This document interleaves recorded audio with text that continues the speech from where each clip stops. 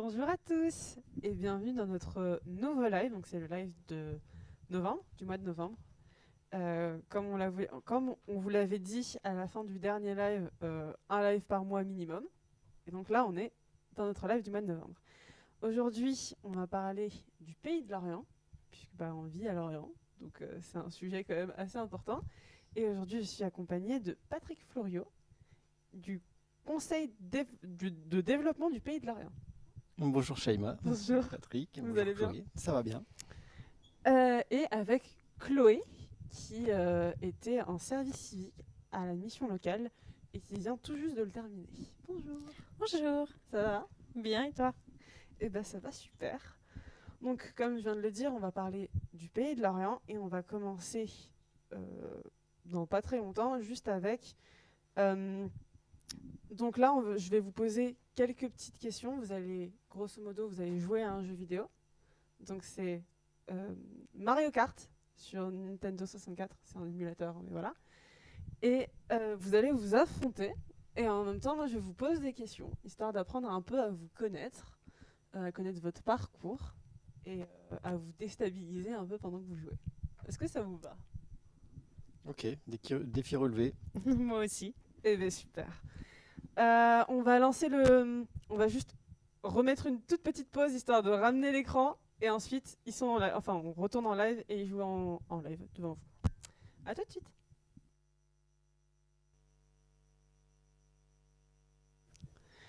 Et du coup, là, on se retrouve sur notre petite chronique où vous allez vous affronter sur Mario Kart. Alors, je te laisse lead le... C'est très stressant. Ah, pourquoi ça fait ça? Start. T'as mis quoi comme bouton? C'est quoi que t'as mis comme start? Qu'est-ce que... Ah, on a un tout petit problème. Je te pique ça. Ah. A few moments later. Oui, les objets. A few moments later. Exactement, tu choisis ton personnage. Et donc on a Yoshi contre Peach. Est-ce que vous êtes prêts? Incroyable. Quel circuit vous voulez? Est-ce que tu as une idée de circuit? Je laisse choisir. Je laisse choisir. Ça va être au pifomètre alors. Alors. Et c'est parti. J'attends juste que ça se lance. Et je commence à vous poser des questions. Ah, très bon départ du joueur numéro 1. Alors, Patrick, qu'est-ce que c'est le Conseil du développement du pays de l'Orient? Ah, attends, déjà je trouve le joystick. Le conseil, le conseil de développement du pays de l'Orient, c'est une association qui fait de la démocratie participative sur le territoire de l'Orient. Alors les gens ne savent pas trop ce que c'est la démocratie participative en général. Mais vous connaissez la démocratie représentative, celle où on vote. Montre-moi où est le joystick, parce que là, je vais répondre à ta question. Démocratie représentative, si tu m'écoutes, c'est tu votes une fois tous les 6 ans, par exemple, pour un maire, et puis ensuite, tu oublies pendant 6 ans ce qui se passe. Bon, la démocratie participative, en théorie, tu t'intéresses à tout ce qui se passe sur le territoire pendant tout le long de la période, et puis voilà, si tu t'intéresses, par exemple, aux mobilités. Oh non, mais non. Non, tu t'intéresses pas aux mobilités, mais tu joues à Mario Kart. Tu joues à Mario Kart et je vois que tu as un petit problème de mobilité d'ailleurs sur le jeu. Ouais, parce qu'en fait, au lieu d'avoir le joystick, tu as les flèches. Ah ouais, non, mais on m'a mis des difficultés supplémentaires, mais sans égard à mon âge. Hein. Attends. Donc c'est une flèche. Donc bonne chance. Non, c'est sur celui-là que tu peux te... Voilà. Alors, voilà. Et ça marche très très mal parce que du coup, il faut que... Ouais, voilà, super. T'es dans le bon sens. La prochaine, on va reconfigurer la manette et ensuite on va te laisser jouer. Du coup, Chloé, ça consiste en quoi un service civique? Un service civique, c'est sur la base du bénévolat où tu peux rentrer dans n'importe quelle association. Il y a différentes choses. Il y a dans la culture, il me semble, le social comme moi, la mission locale. Tu peux faire aussi en école. Et en fait, ça apporte surtout une plus-value par rapport aux services qui sont déjà proposés, je trouve. Et tu fais des missions, en fait, c'est une mission où tu cherches à améliorer ou à proposer d'autres choses dans la structure où tu es, notamment les associations. Ok. Alors, ah ouais, mais là tu joues difficulté fois 1000. Alors, Patrick, est-ce que tu peux nous parler un peu de ton parcours? Ouais, alors moi je suis journaliste à la base, j'ai fait une formation de journaliste. Et le truc que je voulais faire, c'était voyager et faire du bateau. Donc je suis devenu journaliste dans le domaine du bateau à voile. Donc j'ai bossé beaucoup dans les magazines de voile. Je faisais des tests de bateau. Quand un bateau sortait, un peu comme quand on essaye une voiture. Eh bien, moi je faisais des essais de bateau. Quand un nouveau bateau sortait, eh bien, je partais 2-3 jours avec et puis je faisais des essais, quoi. Et après, je disais ce que j'en pensais du bateau. Et ensuite, quand j'ai quitté le monde du nautisme, j'ai été monter un magazine en Afrique. En fait, je voulais retourner faire du reportage. Je voulais retourner en Afrique parce que c'est un continent qui me plaît beaucoup. Et donc je suis parti faire du reportage. Puis finalement, je me suis tellement plu dans le Sahara que j'ai monté un magazine là-bas. Et je suis resté assez longtemps. Je suis resté 5 ans. Principalement en Mauritanie, qui est le pays qui est entre le Maroc et le Sénégal. C'est dur.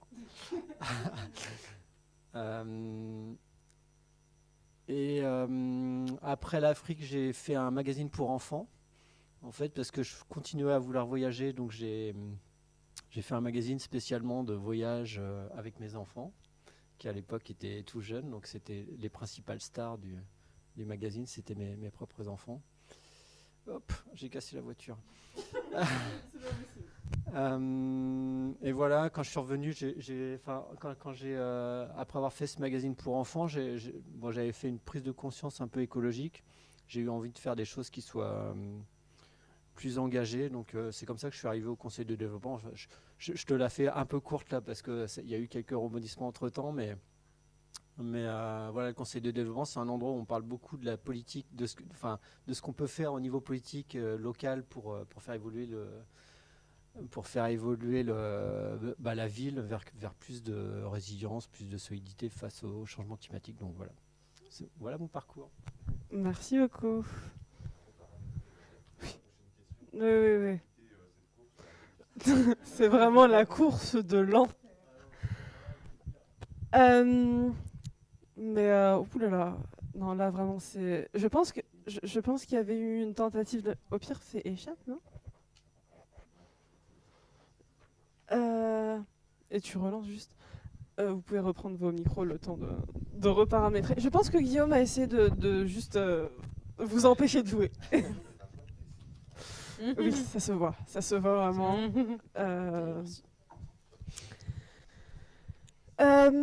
Mais donc, toi, c'est pour... je vais prendre d'autres questions qui ne sont pas là.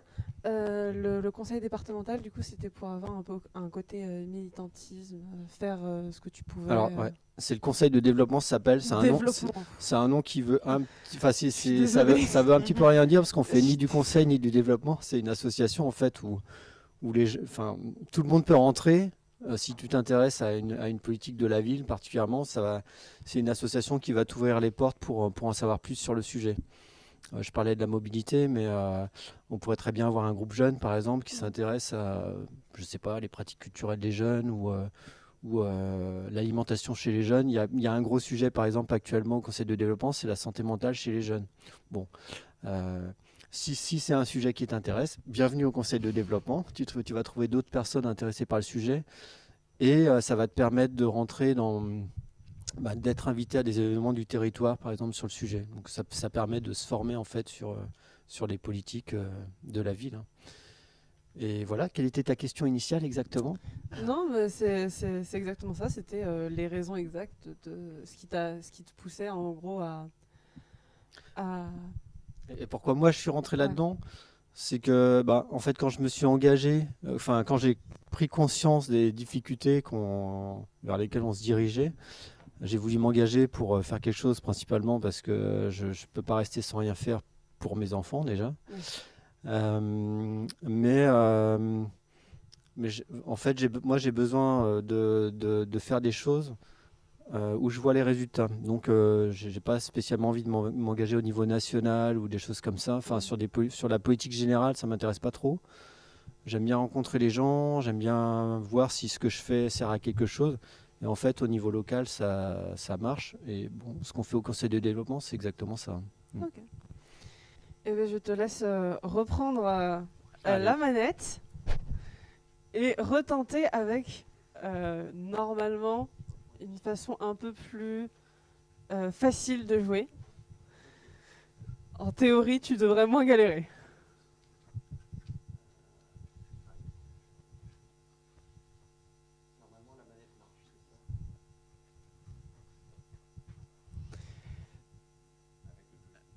Oui, normalement oui. Voilà, tu peux circuler tranquillement. C'est plus simple, hein. Alors, Chloé, je passe sur toi. Toi, tu étais ambassadrice santé, donc la santé mentale, ça doit te parler. Vas-y, dis-moi un peu, explique-moi comment toi, tu as pu travailler sur ça, ton opinion dessus, l'importance pour toi, tout ça. Bah, moi, j'ai remarqué que la santé mentale chez les jeunes a pris une importance cette année, notamment.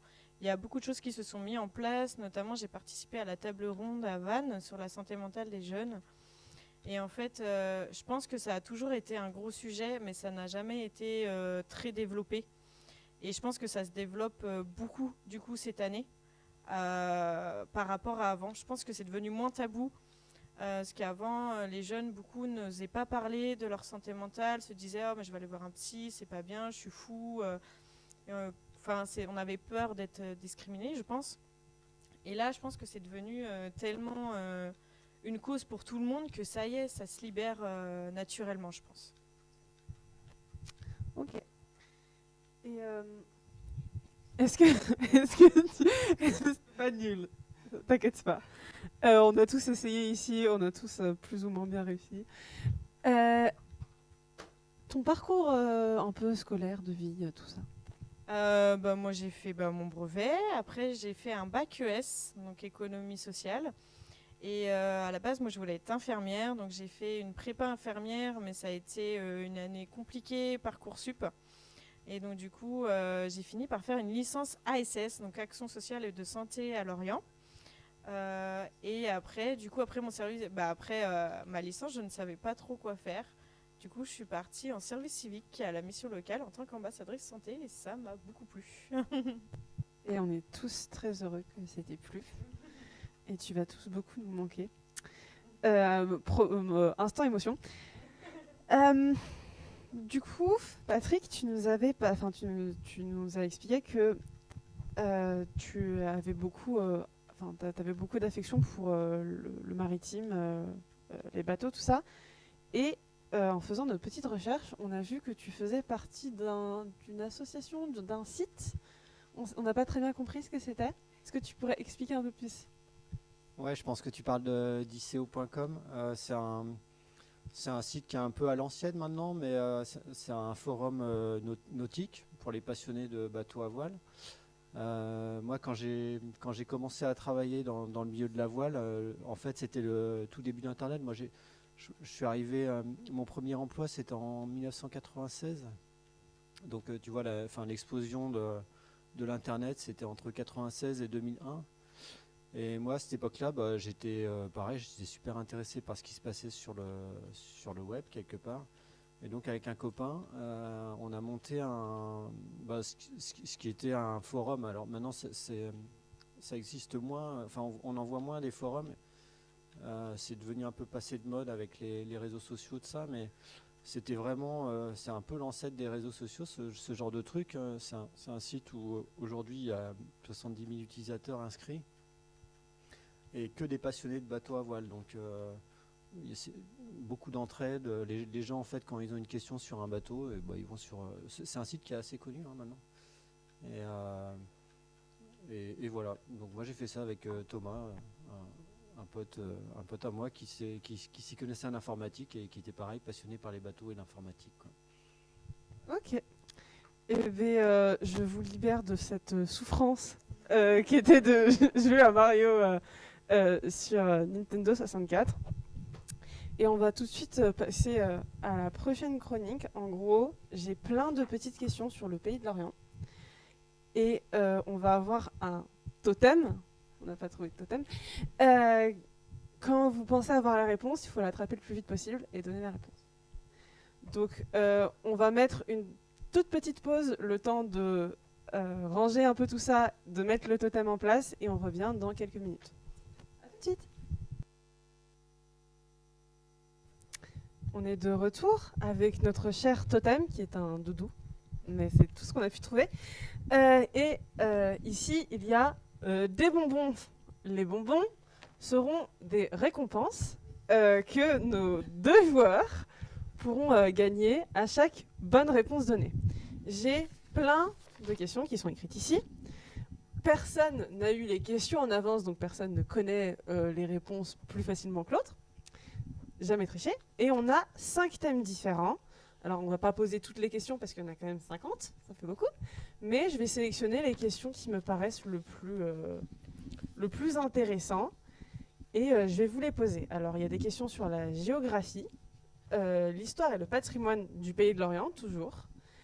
Le tourisme, le sport et, si je ne dis pas de bêtises, la culture. Est-ce que vous êtes prêts ? On est prêt. Oui. Je répète, quand vous avez la bonne réponse, des fois ça va être très facile. On prend le plus vite possible le totem et c'est la personne qui a le totem en main qui peut répondre. On cherche le fair play ici. C'est pas grave. C'est pas grave, c'est le problème d'Arthur. Allez. Tant pis. Alors, the show must go on, comme on dit. Première question. Est-ce que ce serait pas mieux si vous vous rapprochiez un tout petit peu, histoire d'être prêt à... Je sens que je vais être très nulle. Combien de communes composent l'Orient Agglomération ? 28, je crois. Non ? Perdu. Est-ce que tu veux tenter ? Tente. 30 ? Non. La bonne réponse était 25 communes. Et on peut compter dans ces communes Hennebont, Caudan, j'ai mis toute la liste des communes, mais il y a Lorient, Plomeur, blablabla. Ensuite, on va continuer en géographie. Quel fleuve côtier sépare l'Orient de l'Annester ? Le Scorff. Bonne réponse. Et un point pour Patrick, s'il te plaît, Arthur. Alors, histoire et patrimoine. En quelle année la ville de Lorient a-t-elle été officiellement fondée ? Oh, c'est chaud ça. Si tu veux, à quelques années près. À quelques années près. 1850 ? Non. Ah non, ça c'est perdu. Non, très très bon. Moi je dirais plutôt 1680 par exemple. Ah là, tu veux combien d'années près ? Eh bien, le plus proche, c'était Patrick. C'était en 1666. C'était pas mal du tout. C'est assez facile à retenir en On plus. t'accorde le point. Toujours dans la même catégorie.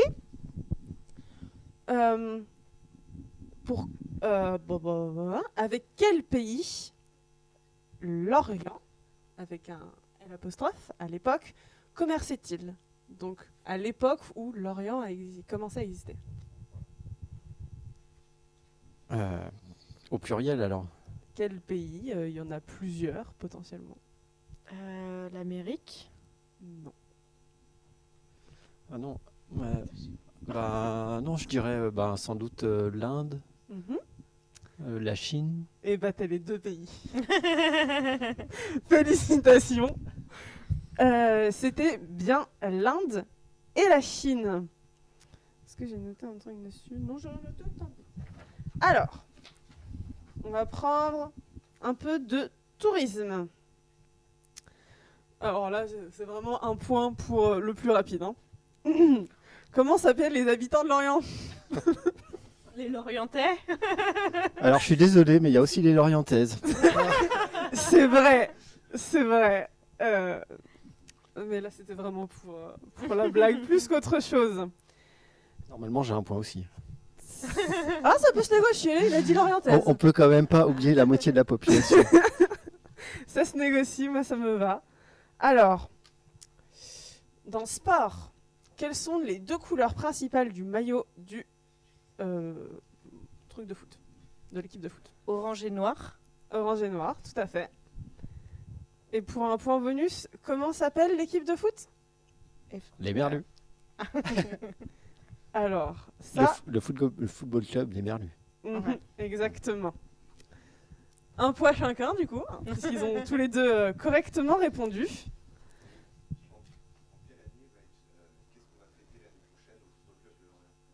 Qu'est-ce qu'on va fêter l'année prochaine au Football Club de Lorient? Alors moi, je sais.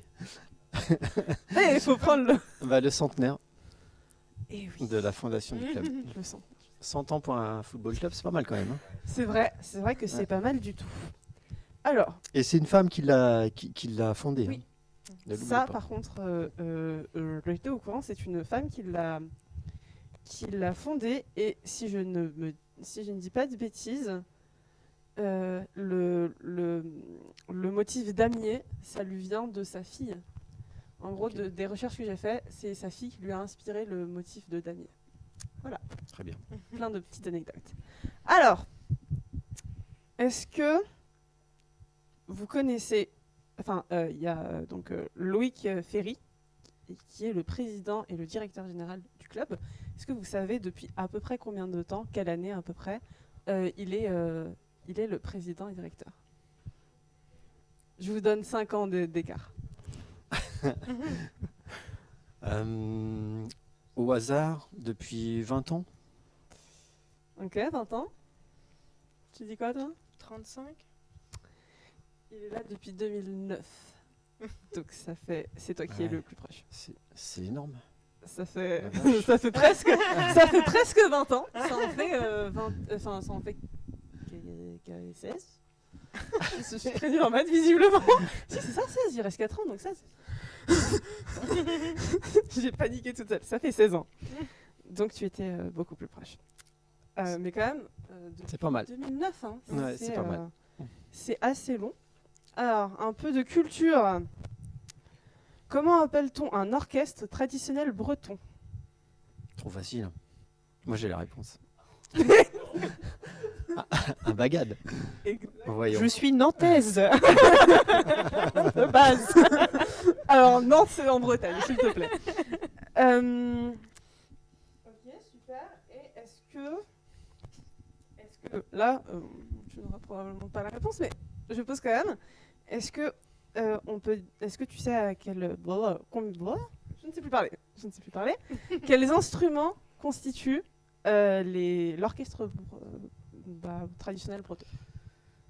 Oui, il y en a un certain nombre quand même. Le biniou, la caisse claire, alors je sais pas trop comment ça s'appelle, c'est flutio, enfin c'est une sorte de flûte quoi.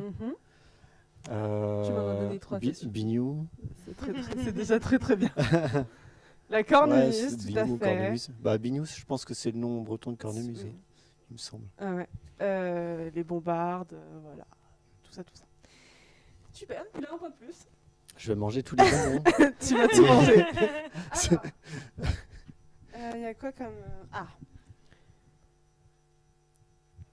Y a-t-il un autre sous-marin que le Flore qui soit visitable au sein de la Cité de la Voile? Et si oui, comment s'appelle-t-il? Un autre sous-marin que le Flore? Je suis pas au courant.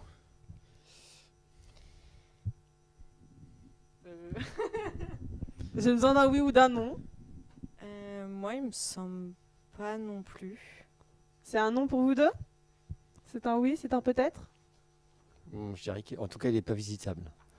je pense. Vous avez tous les deux raison, il n'y en a aucun d'autre. Il n'y en a aucun autre, ouais. Et fun fact, en France, il n'y en a que 4 qui sont visitables. Peut-être une dernière question, hein, nos pressions, comme on dit. Il y avait une question que j'aimais bien. C'était... J'ai une petite anecdote sur le Flore, parce qu'il y a eu un film qui a été tourné sur ce bateau, et mon fils a fait partie de l'équipage d'acteurs. Ah ouais. Oui. Je crois que c'était un documentaire. C'était un documentaire historique, du coup J'avoue ne pas l'avoir vu encore. Donc, Alors, ma dernière question. Citez les 3 villes les plus peuplées de Lorient Agglomération. moi, je sais. Tu veux tenter? Je peux tenter. Tente un truc. Moi, j'aurais dit Hennebon, Mhm, Pleumeur, mhm. et l'autre, Lorient. Et toi, tu dirais quoi? Moi, j'aurais dit Lorient, Lanester et Hennebon. Et c'était Lorient, Lanester et Et Pleumeur. Plumeur. Ah. Et oui. Alors, petite fun fact, et après on passera à la prochaine séquence. Lorient est la commune la plus peuplée du département, avant Vannes, puisque Vannes est 2e, Mhm. suivi de Lanester, Pleumeur, Hennebon et Guidel est 8e. Donc on a énormément dans le pays de Lorient des villes les plus peuplées du département.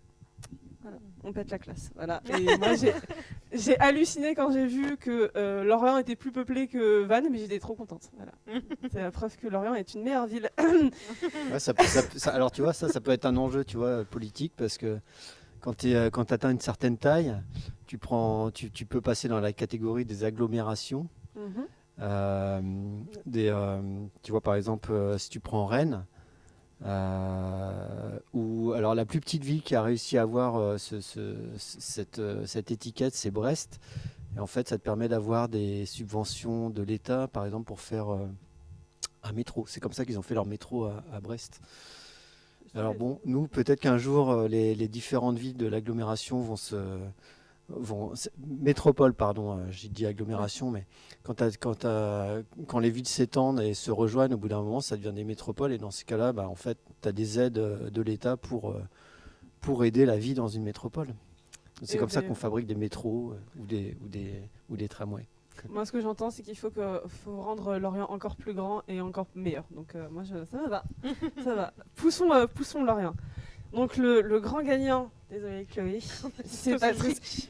Je savais bien. Bien gagné. 8 points pour Patrick et 3 pour Chloé. Mais il n'avait pas réponse à toutes les questions. Tu peux te rassurer là-dessus. Ok, du coup, là, on va passer à notre prochaine séquence, qui est donc la reco du plateau. Ok. C'est très bizarre. Et donc, on parle un peu de culture sur toujours notre thème, donc la culture autour de Lorient, du pays de Lorient, donc Hennebon, toutes les autres villes. Je dis Hennebon pour notre cher Arthur. Et alors Donc on revient dans quelques secondes, le temps de clean un peu tout ça, et on revient tout de suite.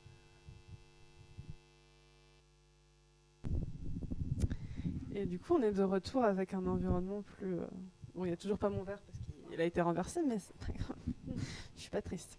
Alors, les recos du plateau, comme je disais tout à l'heure, c'est un moment où on parle de culture, parce que la culture, c'est important. Donc, on trouvait ça bien d'avoir un moment culturel dans chacune de nos émissions. Et là, on va parler de culture en rapport avec le pays de Lorient. Est-ce que vous connaissez des œuvres culturelles, Par exemple, le festival. C'est un exemple. Qui ne connaît pas le festival Incertistique? Mais ceci dit, moi, c'est pareil, je l'ai découvert assez tardivement.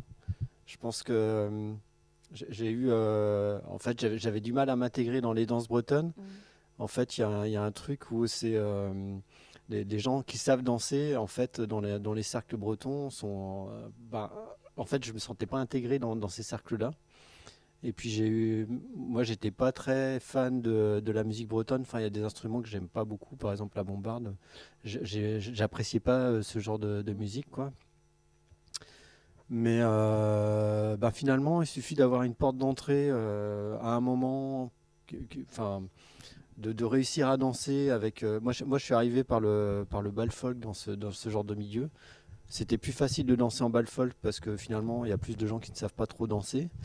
Ce qui fait que après coup, j'ai plus été au festival interceltique. Et de la même manière, le festival, en fait, ça a été l'endroit qui a été une porte d'entrée pour moi, c'est la salle Carnot. Parce qu'en fait, dans la salle Carnot, il y a beaucoup de gens qui ne savent pas danser. Et ça permet de franchir, de vaincre un petit peu ses peurs. Et c'est vrai que il faut vraiment avoir été une fois dans ce genre de danse collective pour comprendre un petit peu la transe que ça peut être. En fin de compte, moi je sais que j'en parle pas mal avec mon fils qui va dans les teufs plutôt.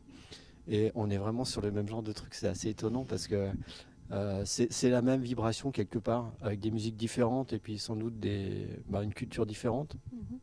Mais quand on a vu tout un groupe danser à l'unisson sur de la musique bretonne, c'est vraiment une transe collective. C'est assez rigolo. Si vous avez l'occasion si le sujet vous intéresse, je vous conseille d'aller voir Fleuve, un de ces quatre, si vous connaissez le groupe, parce qu'ils sont un peu entre les deux mondes, entre la musique bretonne, on va dire traditionnelle, et puis je dirais pas que c'est de la musique techno, mais en tout cas, c'est une musique qui est peut-être plus facile d'accès pour quelqu'un qui est un peu loin de la culture bretonne, quoi. Ok. Toi, le festival interceltique Moi, j'y vais depuis que je suis toute petite parce qu'en fait, mes grands-parents surtout ma grand-mère est pure bretonne. Et mon grand-père était président d'un club de danse bretonne. Donc en fait, je nage dedans depuis vraiment toute petite. J'allais avec lui pendant les vacances, je dansais. Donc en fait, je danse beaucoup la danse bretonne. Et moi, ce que je préfère dans le festival interceltique, c'est pas plus les stands qui sont mis à disposition, mais c'est vraiment l'aspect on danse dans les rues avec tout le monde. Moi, j'avoue, j'ai pas trop de mal à m'intégrer. Je le fais assez facilement du coup parce que je le fais depuis petite et que je connais certains pas et que ma mère elle m'entraîne.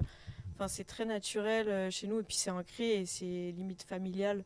Donc pour moi, le festival interceltique, j'y vais tous les ans et j'y retourne et j'adore et j'écoute en boucle les musiques et même les groupes comme Matmata par exemple que j'écoute énormément encore dans ma voiture et que j'adore encore écouter encore et encore. Eh bien, moi, c'est un peu comme toi, c'est-à-dire que j'y vais depuis que je suis petite. Alors moi, j'ai grandi à Lorient, donc le festival interceltique, c'était... dans tous les cas, si on sortait en août, on le voyait. Enfin, il y a tellement de gens qui viennent. Donc j'avoue que moi, j'y allais surtout parce qu'il y avait des jeux de société. Il y avait les petits jeux où on joue en collectif et tout. Et du coup, mes parents, ça leur permettait de nous faire apprendre la culture bretonne. Nous, on est tunisiens à la base, mais mes parents sont des grands amoureux de la Bretagne. Donc pour eux, c'était important qu'on garde notre culture tunisienne, mais qu'on absorbe aussi la culture de la Bretagne. Donc avec mon frère, on est deux très très fiers bretons. On adore ça. Et j'avais fait un peu de danse bretonne quand j'étais à l'école, en primaire. Ils nous avaient appris. Parce que pour nous, c'était une tannée avec mon frère. On n'aimait pas du tout ça. Et on a réappris à aimer la danse bretonne avec... donc c'était la grand-mère d'un ami à nous qui, elle, aime beaucoup aller dans les fêtes, danser la danse bretonne et tout, qui un jour nous a pas trop laissé le choix. Elle nous a dit si, vous allez m'emmener, vous allez venir avec moi. Et puis elle nous forçait un peu à danser. Au début, on était en mode non, on sait pas danser, on sait pas comment faire. Et puis petit à petit, en fait, les gens sont très gentils là-bas, enfin, là où je suis allée en tout cas. Ils étaient très sympas, ils nous ont pas mal aidés à montrer comment il fallait faire les pas. Moi, je faisais n'importe quoi, c'était une catastrophe. Mais c'est vrai que c'est une ambiance, c'est quand même un certain univers. Et le festival interceltique, c'est vraiment un incontournable quand on est en Bretagne. Et j'avais marqué une petite fun fact que je vais quand même dire, parce que je l'ai écrit, donc autant l'avoir. C'est le plus grand rassemblement mondial celte. Et en 2025, il a attiré 950 000 visiteurs. Ce qui fait beaucoup de gens pendant le festival. Et je trouve que c'est quand même vachement bien. Parce que Lorient, sans être une petite ville, c'est pas non plus la ville la plus peuplée. Il n'y a pas vraiment... quand on sort dans la rue, on voit quelques personnes, mais comme une ville normale, quoi. C'est vrai que pendant le festival, c'est bondé de gens de plein de cultures différentes qui sont pas forcément francophones. Et je trouve que c'est pas mal.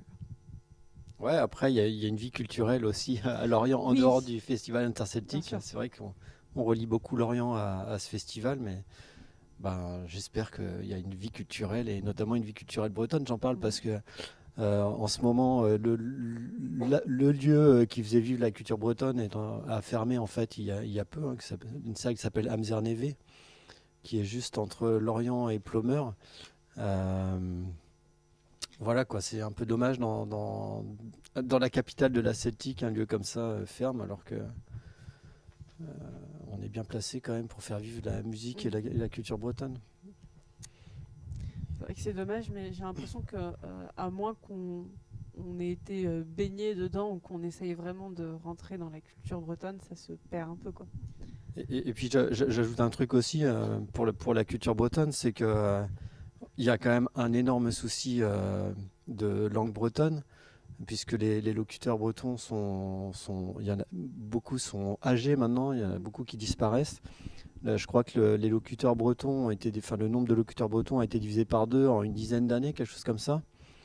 Donc il y a encore des classes actuellement de bretons, mais en fait c'est souvent des petits enfants. Quand ils arrivent au collège ou au lycée, ils continuent pas la langue bretonne et du coup ils la perdent. Et donc on est sur une culture où on risque.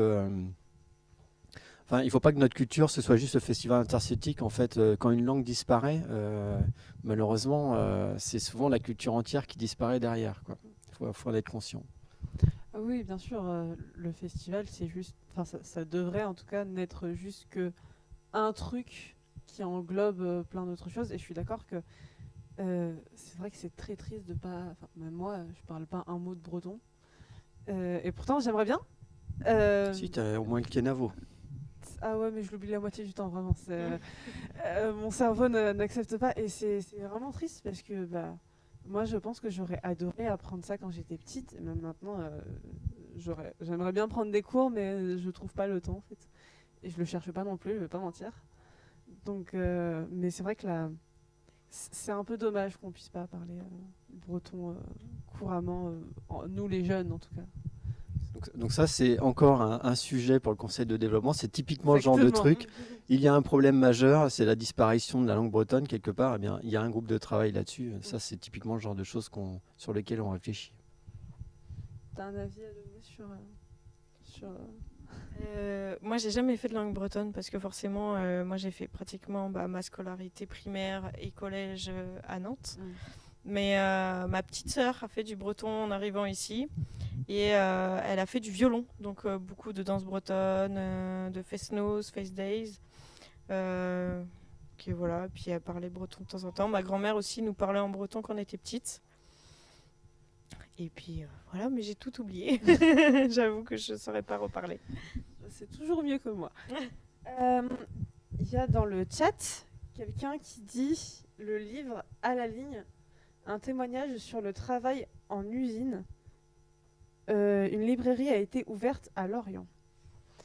Est-ce que vous connaissez Pas le du tout. livre à la ligne? Non plus. Non, moi non plus. Mais il y a Art 562 qui nous a dit que parler de cette. Non, personne Non. ne connaît. Mais tu veux venir en parler? Où est-ce qu'elle se trouve? Eh bien, Arthur va venir pour discuter de. En fait, c'est un livre qui a été écrit pour un monsieur qui parlait justement de son installation sur le pays de Lorient. Et du coup, qui cherchait du travail en tant qu'éducateur spécialisé et qui a fini par travailler donc, dans toutes les usines un petit peu du coin. Et voilà, et donc il parle donc, dans son livre à la ligne, il parle de comment il travaille du coup à la ligne de travail et à la ligne de production. Et du coup, il explique aussi un petit peu tous les enjeux un petit peu qu'il y a autour de l'Orient, autour de l'industrie, voilà, en disant que c'est quand même assez riche, que lui il en a fait un bon paquet d'usines différentes, un peu le tour du pays de l'Orient là-dessus. Et il en parle beaucoup, et c'est un monsieur qui a disparu il y a quelques années, voilà, suite à une maladie. Et il y a une librairie qui a ouvert à Lorient. C'est une librairie qui se trouve derrière place Paul Bert, en face de la crêperie Saint-Georges, voilà, derrière Nayel, la petite place là qui a rue du Port. Ouais, ouais. Si, je vois quelle librairie c'est, ouais. C'est Ouais. jaune la devanture. C'est une librairie plutôt intéressante, enfin, je trouve. Toutes les librairies sont intéressantes, mais celle-là, elle amène quand même des sujets et des questions, voilà, qui sont intéressantes, notamment sur le pays de l'Orient et sur le travail, tout simplement. Donc c'est moi qui avais mis le commentaire sur le chat, du coup j'ai été cramé.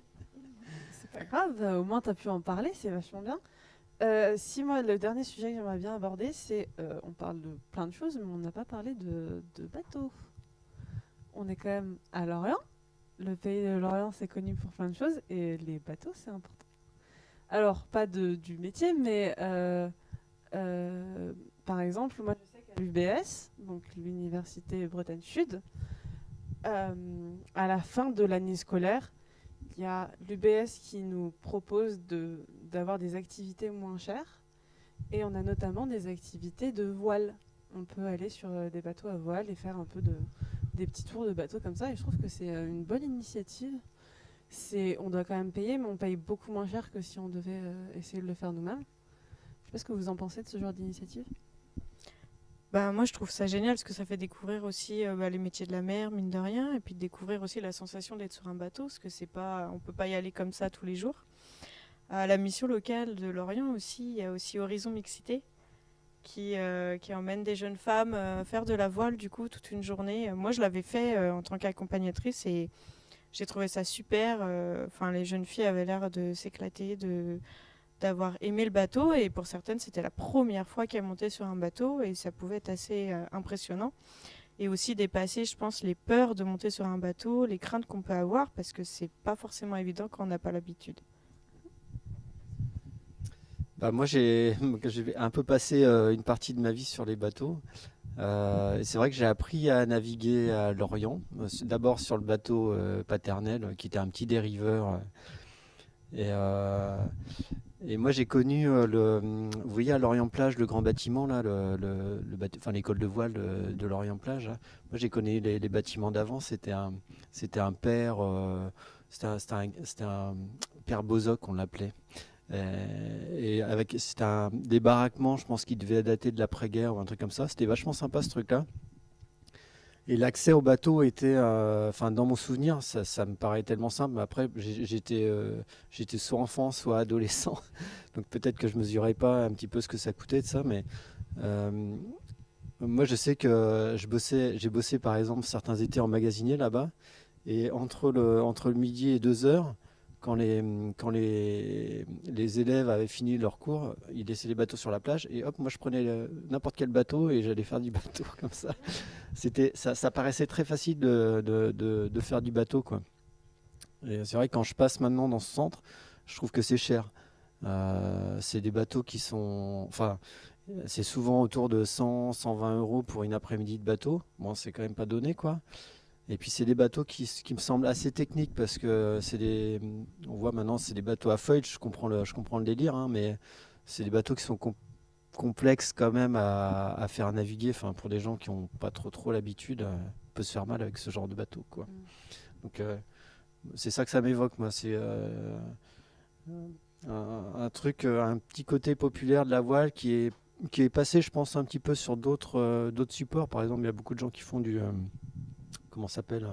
paddle.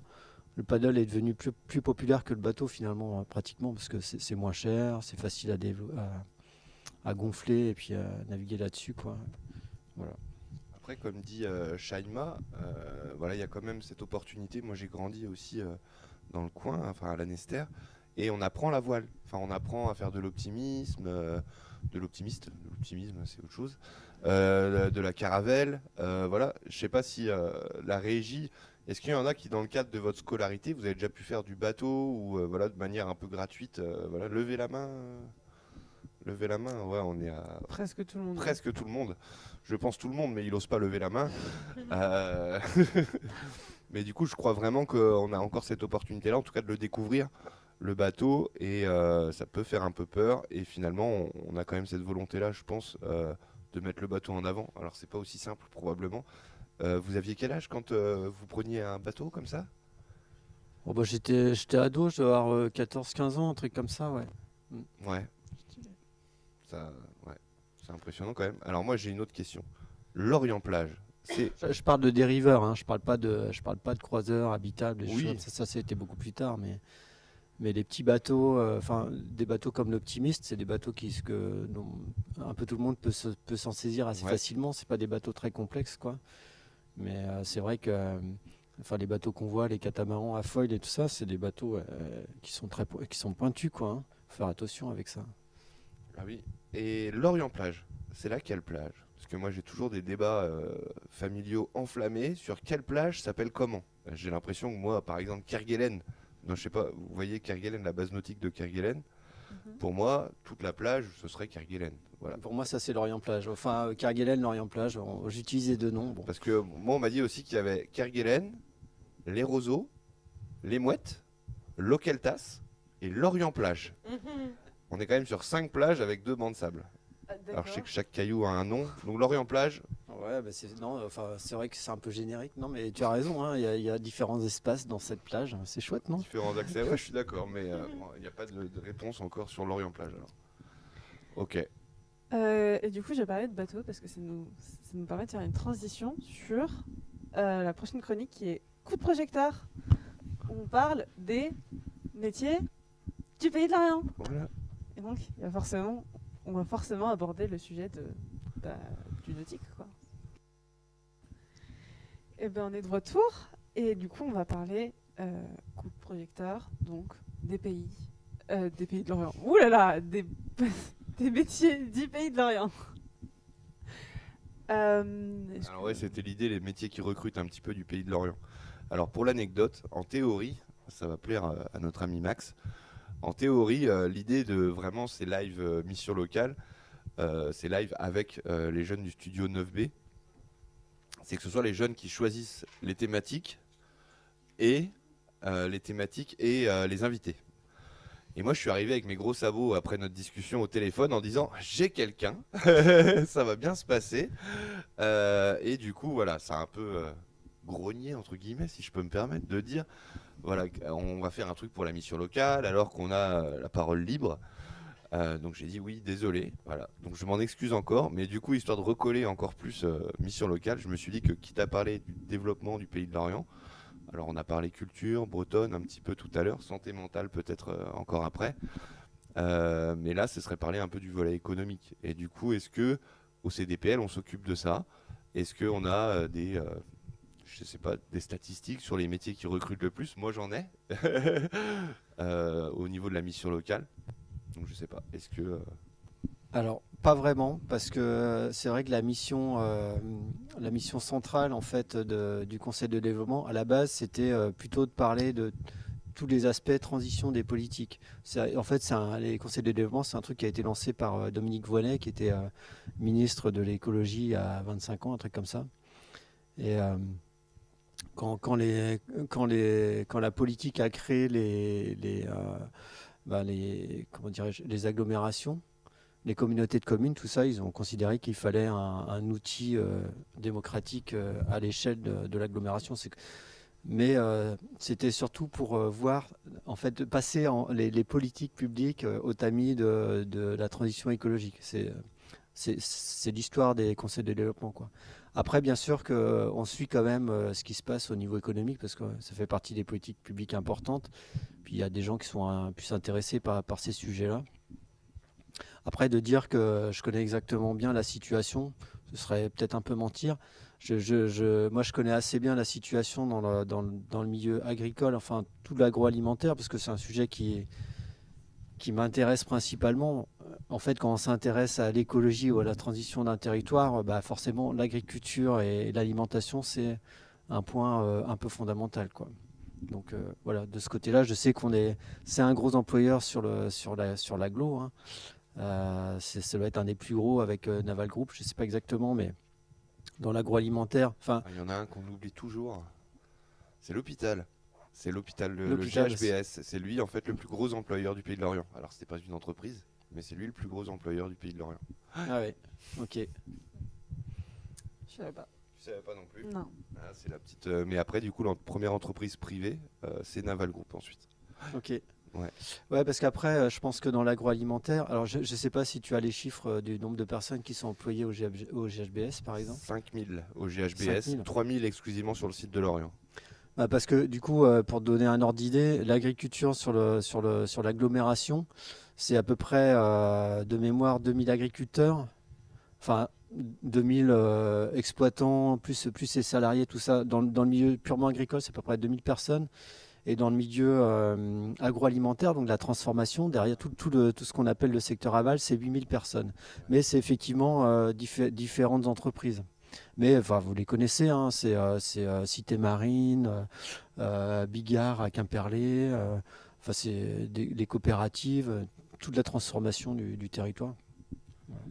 Et du coup, l'économie maritime, alors, du coup, sujet que tu connais un petit peu, parce que je sais pas si vous saviez, Lorient, parfois on appelle ça la Carbone Valley, à l'inverse de la Silicon Valley.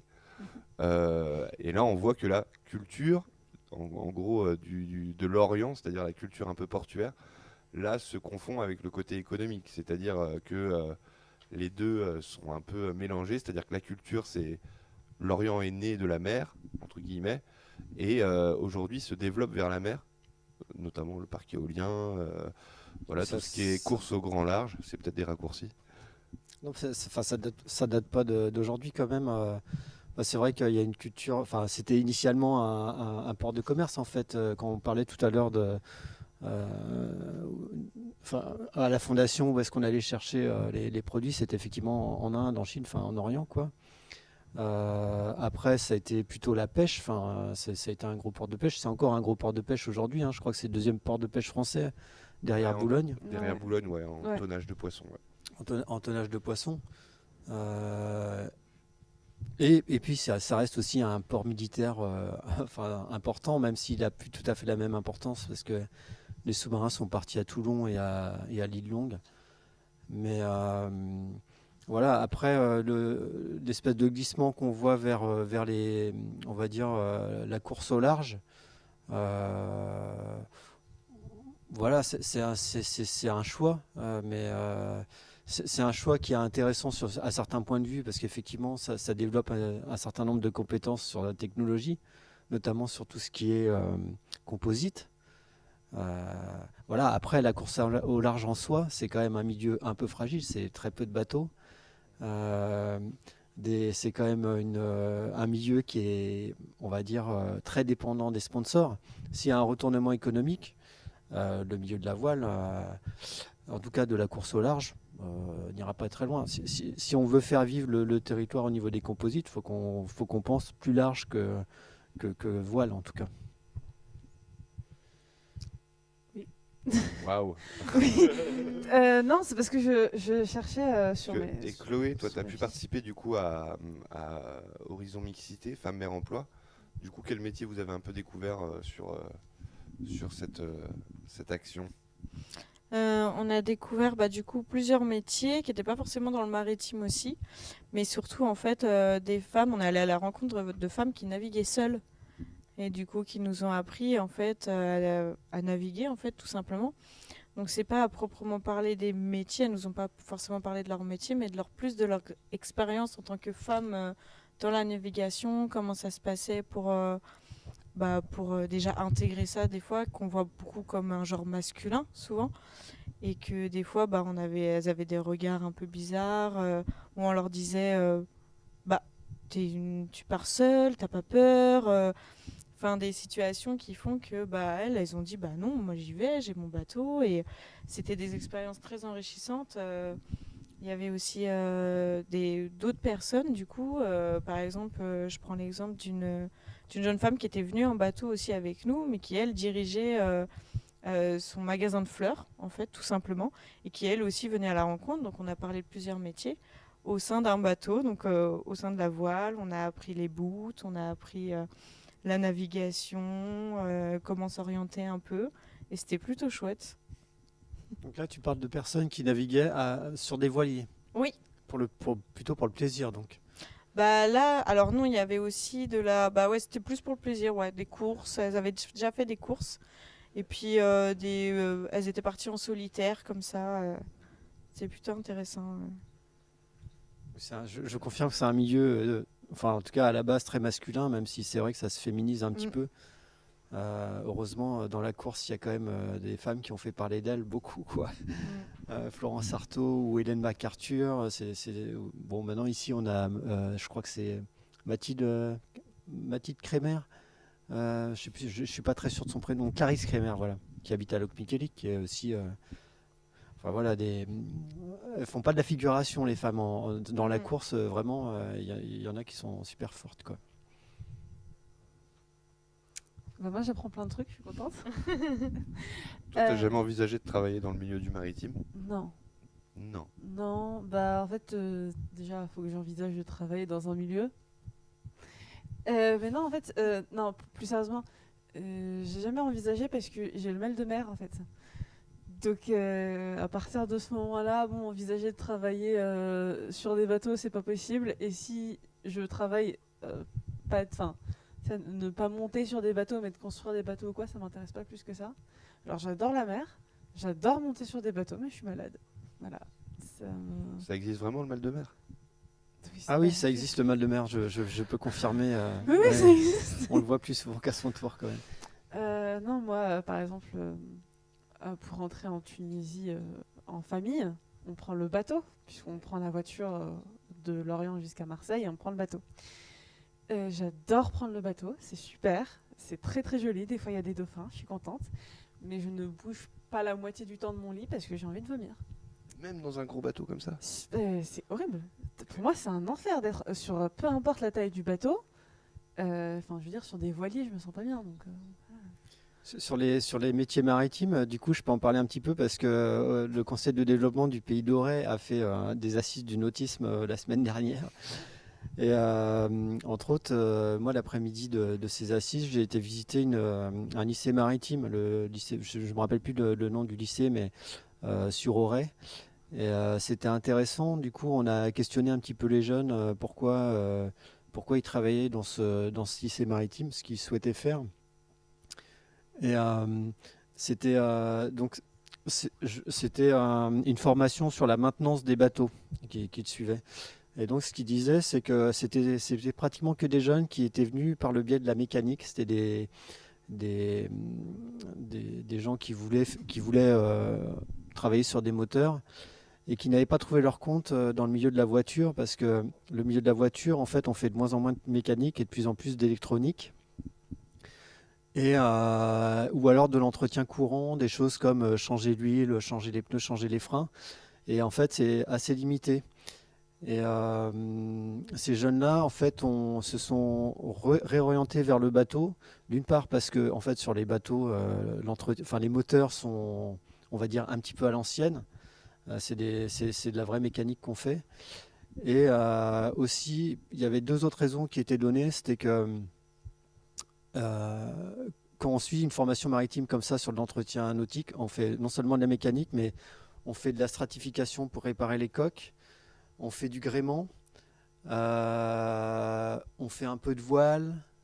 Enfin, en fait, c'est beaucoup plus diversifié que juste de la mécanique.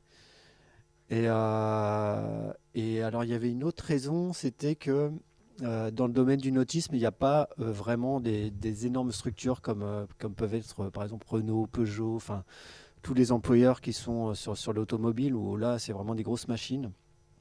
Dans le domaine du bateau, en fait, c'est beaucoup plus simple d'être soit son propre employeur, enfin d'être indépendant, soit d'être dans vraiment des petites structures. Et en fait, c'est ce qu'exprimaient les jeunes, c'est qu'ils préféraient travailler dans des petites structures à taille humaine. Voilà. compréhensible. En vrai, C'est vrai, c'est mieux de travailler dans des petites structures. C'est quoi une petite structure? C'est quoi une grosse structure? C'est une question pour toutes les deux. Moi, grosse structure, je dirais, je pense, c'est quand on dit passe, aller 150 personnes, je dirais. En dessous de 100 personnes, c'est encore faisable. On peut se croiser en fait. Le fait de croiser tout le monde et de savoir peut-être le nom déjà de tout le monde, je pense qu'on peut considérer ça comme une petite structure. Alors que quand on dépasse un stade où on croise une personne vite fait, mais on ne sait pas qui c'est, on lui a jamais parlé, je trouve et que ça se reproduit beaucoup, je trouve que là on peut passer à grande structure, je dirais. Qu'est-ce qui t'intéresse le plus, toi? Les petites structures. Et toi, Shaima? Alors, moi, je suis pas très douée pour définir ce qu'un chiffre est grand ou pas, parce qu'en fait, il y a plein de métiers auxquels on pense pas forcément, mais qui sont un peu obligatoires dans des structures. Donc, de là à jauger combien c'est une grande structure ou pas, je ne sais pas. Bah là, actuellement, tu es à la mission locale. On est à peu près une cinquantaine à la mission locale. Et j'ai l'impression que tu considères que c'est déjà une grande structure. Ça va. Ça va? Non, mais je considère pas ça. Genre, Orange, c'est une grande structure, c'est une très très grande structure. Oui. Très très très très grande. La mission locale, je trouve que il y a pas mal de gens, mais c'est parce qu'il y a pas mal d'antennes aussi. Donc, Après, il n'y a pas que des désavantages à être dans une grande structure. Ouais. Euh, ah oui, bien sûr. Notamment quand on est salarié, il y a un certain nombre d'avantages, genre tickets resto, vacances, comment ça s'appelle, comité d'entreprise, enfin ouais, comité d'entreprise. Et puis promotion interne, c'est-à-dire que dans une grosse boîte, on peut changer de poste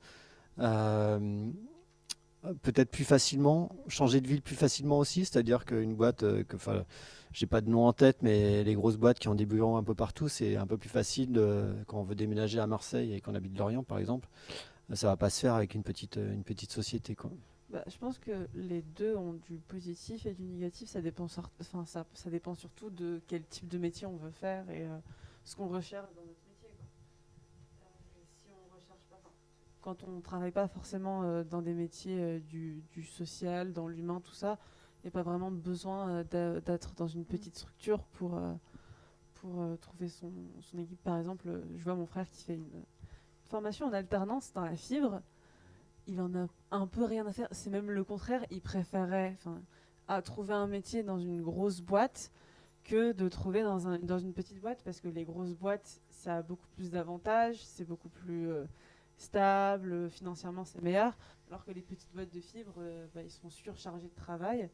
Et c'est humain, oui, parce qu'ils se connaissent tous, mais bon, ils ont pas non plus, ils ont clairement pas tous les avantages qu'il y a dans un Free, Orange ou des trucs comme ça. Alors que quand on est dans des métiers du social, c'est mieux de connaître ses collègues, de pouvoir discuter, Après, je vais encore faire l'avocat du diable parce que moi, pour le coup, j'ai bossé pratiquement en indépendant depuis les années 2000, donc j'étais pratiquement seul tout le temps en fin de compte. J'ai créé mes propres activités. Il y a quand même aussi des avantages, hein. Tu peux rester dormir autant que tu veux le matin. Moi, je partais en reportage, j'emmenais mes enfants. Enfin, vraiment, j'étais maître de mon temps, de mon itinéraire. Bon. Et puis, j'étais aussi maître du produit que je faisais parce que, mine de rien, travailler sur un produit que tu ne maîtrises pas, tu n'es pas toujours très content du résultat, hein. Là, je faisais 100% du produit, hein. Quand je faisais un magazine, j'écrivais exactement ce que je voulais dedans. Donc, ça a un côté quand même assez gratifiant, même si, avec le recul, je pense que c'est un peu prétentieux de se dire qu'on va réussir à gérer son propre métier. Donc, moi, c'était journaliste. Mais aussi la comptabilité, la publicité, le marketing, la logistique. En fait, c'est un peu prétentieux de se dire qu'on va réussir tout ça, même si c'est un peu nécessaire si tu veux être indépendant. Très nécessaire. Ouais, mais tu vois, journalisme, je trouve que c'est un métier qui se prête beaucoup plus à travail indépendant que, encore une fois, la fibre. Je vois pas comment mon frère, il peut, mais c'est-à-dire qu'il serait sous-traitant de Orange et des trucs comme ça, donc il n'aura pas les avantages que ceux qui sont à Orange, Free, machin. Surtout que les entreprises sont aujourd'hui bien installées. On est même sur une fin de déploiement pour la fibre, par exemple. Donc pour monter son entreprise, c'est vrai que ça va être compliqué, tout ce qui est câblage et compagnie. Après, je pense qu'il y a eu un moment de la fibre où il y a des petites entreprises qui ont dû se monter, voilà, des mecs en Indé soit sur le développement dans le centre de la France ou dans le centre de la Bretagne même, voilà, qui ont dû monter leur propre boîte. Après, l'entrepreneuriat, c'est aussi c'est une fibre, je pense, sans faire de jeu de mots un peu hasardeux. Voilà.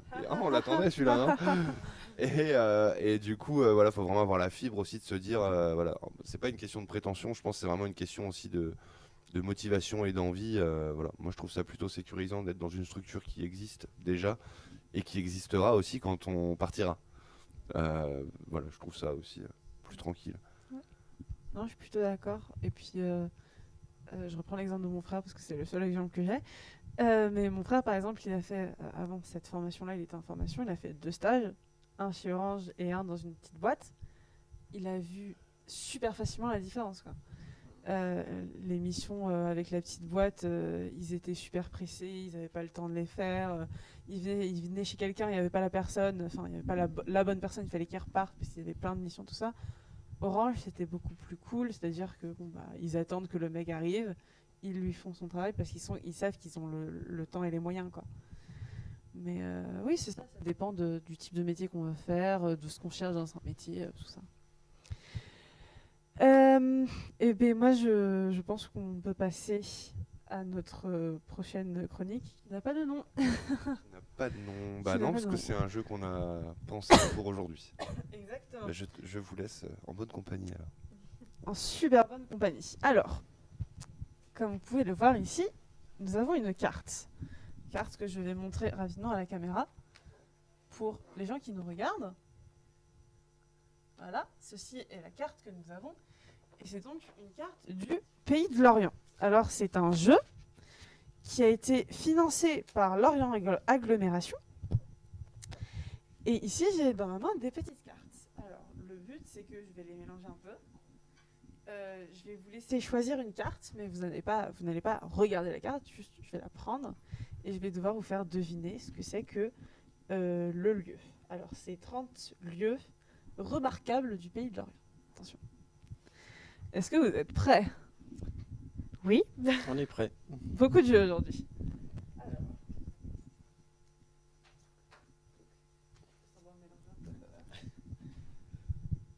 Allez.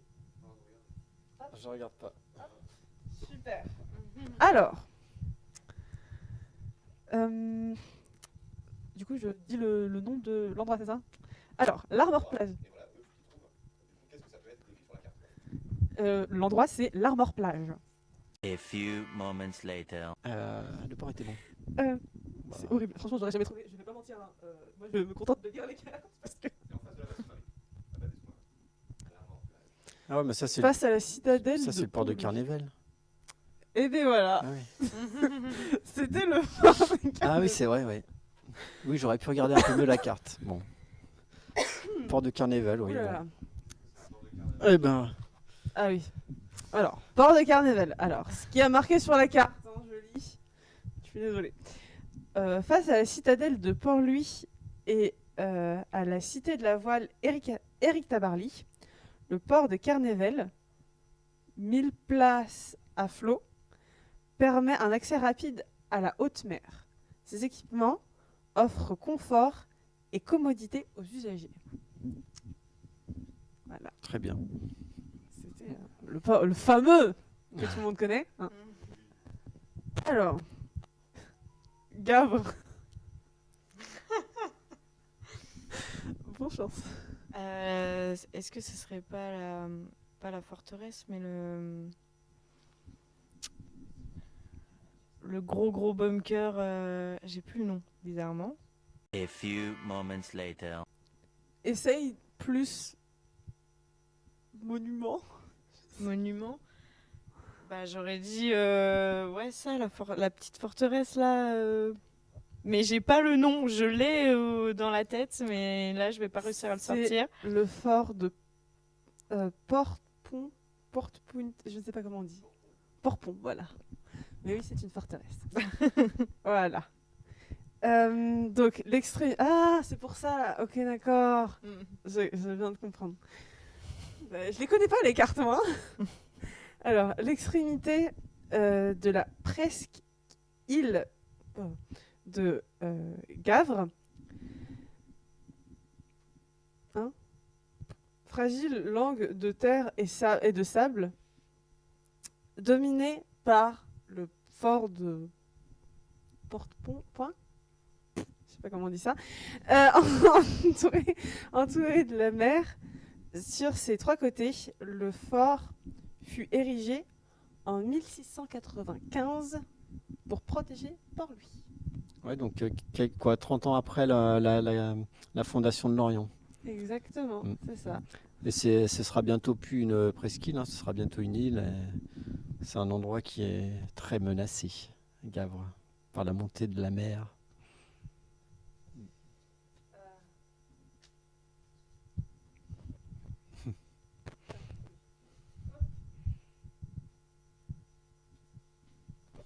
Merci beaucoup. L'Armor Plage. Ah, bah alors, c'est la promenade des Anglais. L'Armor Plage.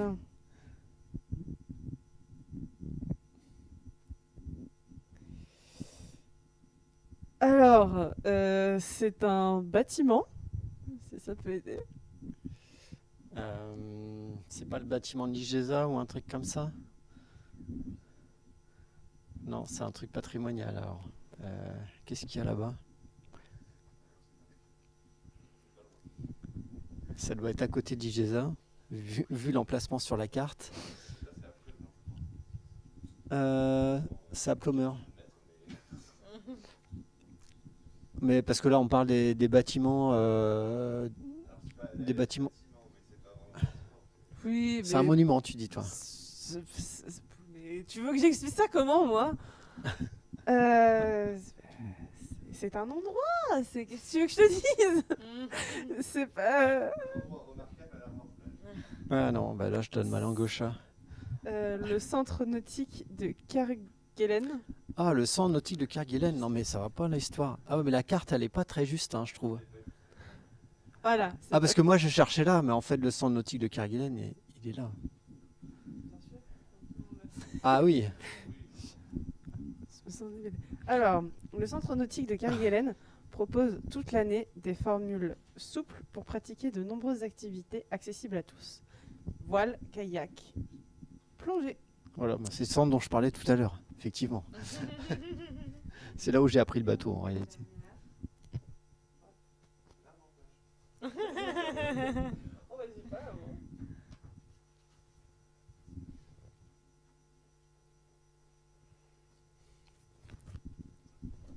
Plumeur.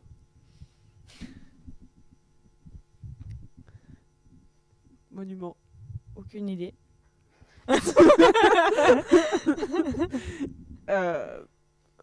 Monument connu. Je lis la carte.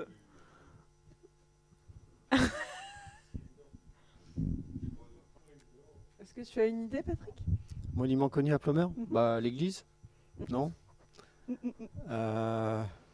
Pensez plus pas dans la ville.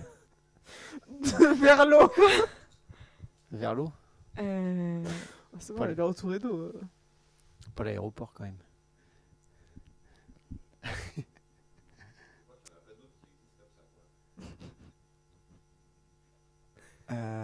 Château Fort. Ah oui, le château de Fort-Bloqué. Merci.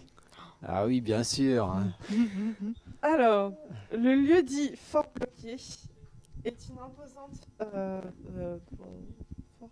fortification construite sur un îlot inaccessible à marée haute, d'où son nom.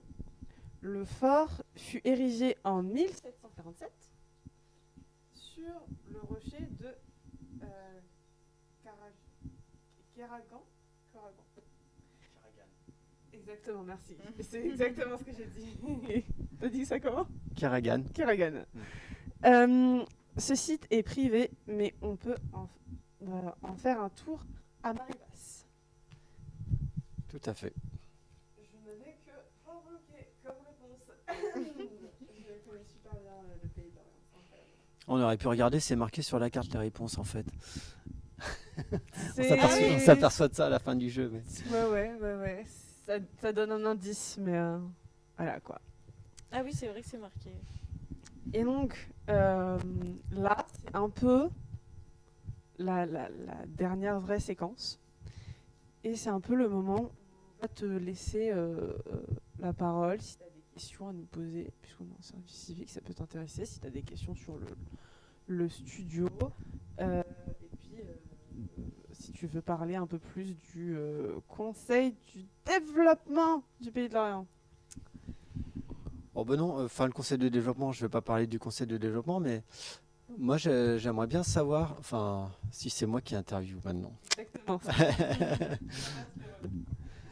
Eh bien, ouais, enfin vos sujets de préoccupation, ça m'intéresserait de voir un petit peu, est-ce qu'il y a des sujets qui soient, on va dire, des sujets de préoccupation collectifs, c'est-à-dire...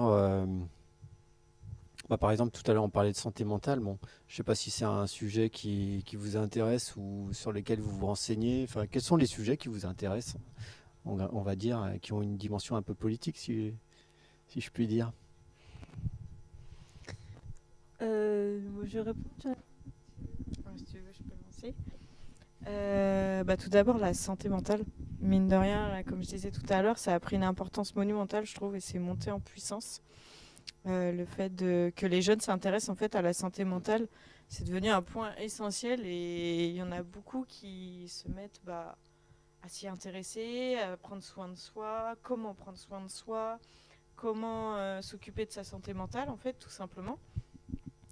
Après, on a plusieurs préoccupations, surtout l'emploi, ou des fois même avec un diplôme, moi je vois avec une licence, des fois c'est dur de rentrer dans le monde du travail. T'as une licence en quoi? ASS, Action sociale et de santé. Ah oui. Et c'est compliqué de rentrer dans l'emploi parce que on nous demande beaucoup d'expérience, de l'expérience, mais on nous laisse jamais faire notre expérience en fait. Est-ce que tu dirais que toi, ça a une influence sur ta propre santé mentale à toi? Ah bah clairement. Clairement parce que moi par exemple, je voulais être éducatrice spécialisée et j'ai voulu chercher une alternance ou postuler ou rentrer dans une structure, pas en tant qu'éducateur spécialisé, mais peut-être juste chargé d'accueil des fois ou juste d'autres choses. Et c'est hyper compliqué parce qu'il faut de l'expérience, de l'expérience, de l'expérience. Et je trouve ça dur de nos jours, des fois, d'être jeune et de rentrer dans le monde du travail. Souvent, on dit c'est facile d'y rentrer, mais pas tant que ça. Ça dépend des secteurs. Le social, c'est très compliqué, j'ai l'impression, par exemple. T'arrives à en parler avec tes amis ou globalement? J'en parle oui et non parce qu'on n'est pas dans le même secteur. Après, moi j'ai eu la chance que par exemple ma mère soit travaille à l'AFPA dans l'insertion. Donc en fait j'ai pu avoir des tuyaux, mais même avec ça et même en étant en service civique à la mission locale de Lorient, très compliqué de rentrer dans le social. Enfin, je veux dire, parce que là, tu parles la question, c'était pas est-ce que vous parlez de vos difficultés d'emploi entre vous? Est-ce que vous parlez facilement de vos difficultés alors, en santé mentale, c'est assez large, mais difficultés d'être, en fin de compte, c'est des sujets qui sont vachement intimes, en fin de compte, et on a rarement l'occasion d'en discuter avec des proches, soit parce qu'on a un petit peu honte d'en parler, soit parce que, je sais pas, les gens sont pas forcément... c'est pas évident comme sujet, quoi. Après moi je suis très libre là-dessus. J'ai aucun souci à parler de moi, mes difficultés. Je connais mes limites. En fait, j'ai appris à me connaître et j'en parle très très facilement. Après, ça dépend des jeunes forcément, mais moi, j'ai vraiment aucun tabou sur mes situations. Ça dépend aussi de avec qui t'en parles. Parce que moi, je vois que j'ai la chance d'avoir une famille qui est très ouverte d'esprit. Mes parents, à partir du moment où je leur avais dit que mentalement, des fois, ça allait pas trop quand j'étais plus jeune, je leur ai dit, je vais voir une psy. Ils m'ont pas jugé, ils ont pas dit non, une psy elle est pas folle ou quoi. Ils m'ont laissé faire ce que je voulais. Mais je vois bien qu'il y a des gens qui n'ont pas la chance d'avoir des parents très compréhensifs ou très à l'écoute, ou des frères et sœurs, ou même un groupe d'amis qui leur donne la chance de pouvoir s'exprimer librement. Il y a des fois, on est dans des relations pas très très saines avec nos amis. Mm. Et du coup, en fait, on n'a pas envie de leur en parler parce qu'on ne se sent pas à l'aise d'en parler. Je pense que créer un environnement où on peut librement s'exprimer sur nos émotions, sur notre mal-être, c'est important. Puis il y a aussi une histoire de culture. Tout le monde, parce que moi, encore une fois, j'ai la chance d'avoir appris, d'être assez libre pour en parler, mais je vois bien, je connais des gens qui sont dans des cultures, rien qu'en Tunisie, quand j'en parle avec mes cousines, elles me disent bien, la santé mentale là-bas c'est tabou quoi. Et moi au début j'étais en mode, je comprends pas, pourquoi c'est tabou, c'est important, c'est normal. Puis en fait en parlant avec des amis qui sont en France, des fois on me dit ouais mais les parents on va les inquiéter ou bien c'est pas vraiment je suis pas j'ai entendu des gens en France qui ont notre âge donc qui ont grandi un peu en ayant la chance d'entendre de plus en plus parler de la santé mentale qui disent je veux pas avoir un psy, je suis pas folle. Je me dis, nous on sait que c'est pas la même chose mais je pense qu'il y a toujours ce côté de il y a plein de gens qui pensent encore que voir un psy ou un infirmier en psychologie ou des trucs comme ça, c'est avoir des problèmes mentaux, qu'on est fou, qu'il y a quelque chose qui ne va pas avec nous. Et des fois, ils ne se rendent pas compte que juste de parler de ces problèmes et de trouver une oreille attentive, ça peut être libérateur. Parce que... Ouais. Et vous avez l'impression que c'est des problèmes purement personnels ou est-ce que vous voyez une dimension politique? Encore une fois, c'est le sujet du conseil de développement, mais est-ce que vous avez l'impression qu'on pourrait faire collectivement quelque chose pour que les gens aillent mieux, quoi? Est-ce que vous vous êtes posé cette question-là? Moi, je pense que c'est pas forcément collectivement qu'il faut agir, malheureusement, mais individuellement, parce que chaque personne est différente et chaque personne a des besoins différents. Et le faire collectivement, des fois, c'est pas forcément la bonne solution parce que des choses vont marcher sur des personnes et d'autres choses ne vont pas marcher sur d'autres personnes. Et le faire collectivement, des fois, ça peut être compliqué, à moins de mettre peut-être des points d'écoute vraiment, mais individuels pour des personnes, suivre les besoins du jeune ou de la personne qui ne va pas bien. Je pense que ça peut être intéressant.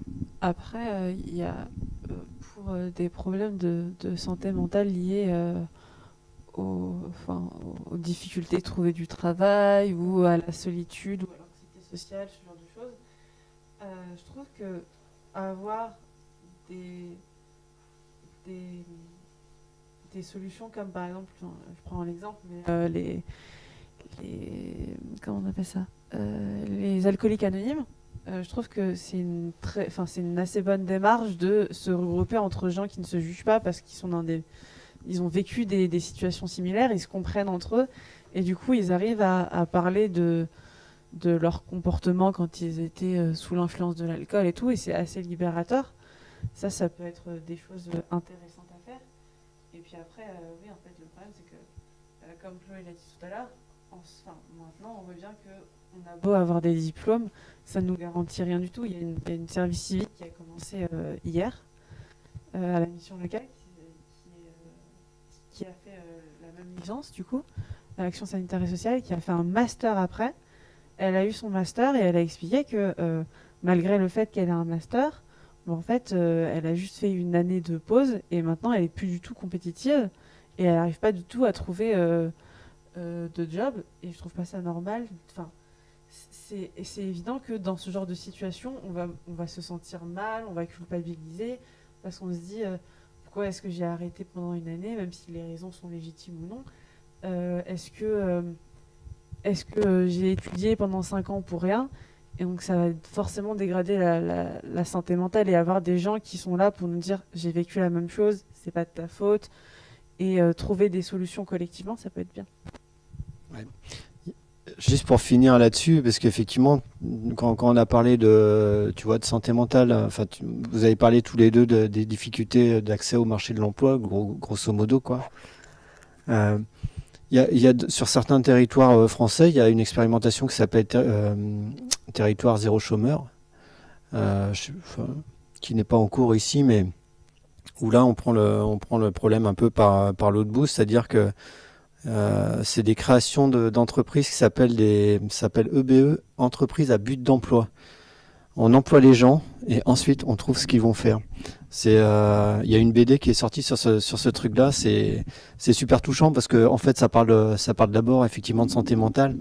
C'est-à-dire que les gens qui arrivent là-dedans sont des gens qui sont au chômage depuis un certain temps, qui se sentent complètement inutiles. Tout ça. Enfin, c'est même assez. Moi j'ai trouvé que cette BD était assez dure d'ailleurs à ce niveau-là. Mais en tout cas, c'est là qu'on voit qu'il y a quand même des choix collectifs qu'on peut faire pour que les gens se sentent bien. Voilà, ça aurait été ma petite publicité pour l'action des gens qui se bougent un petit peu pour faire avancer les choses là-dessus. On n'a plus beaucoup de temps, donc pour finir, j'ai une petite question, c'est un peu ma question préférée à poser. Je la pose à presque tout le monde. Si je te donne une minute pour parler aux gens qui nous regardent, que ce soit en live ou sur YouTube,